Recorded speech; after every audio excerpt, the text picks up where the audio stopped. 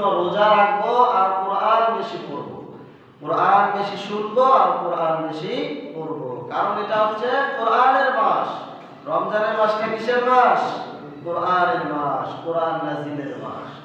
আমরা যারা কোরআন পড়তে পারি অবশ্যই অবশ্যই এখন থেকে কোরআন পড়া শুরু করব।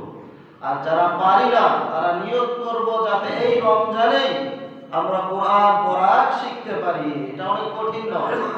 আপনি চিন্তা করে দেখুন, সাহাবায়ে কেরাম এরা যে হাফেজ হয়েছে, বেশিরভাগ সাহাবা বৃদ্ধ বয়সে মুসলমান হয়েছে।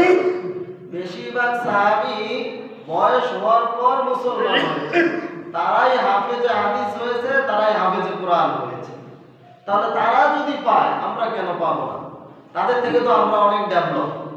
তারা মোবাইল ছিল না, কম্পিউটার ছিল না, ইন্টারনেটের যোগ ছিল না, এগুলো তো তারা বোঝেই না।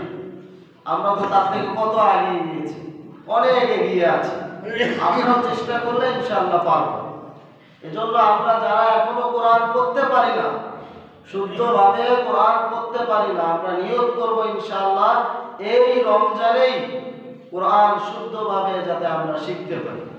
আল্লাহ রাব্বুল আলামিন আমাদের সকলকে রমজানের যত ফজিলত আছে, বরকত আছে, রহমত আছে, সব কিছু সঠিকভাবে লুফে নেওয়ার তৌফিক দান করুন। আমিন। ওয়া আখিরু দাওয়ানা আলহামদুলিল্লাহ।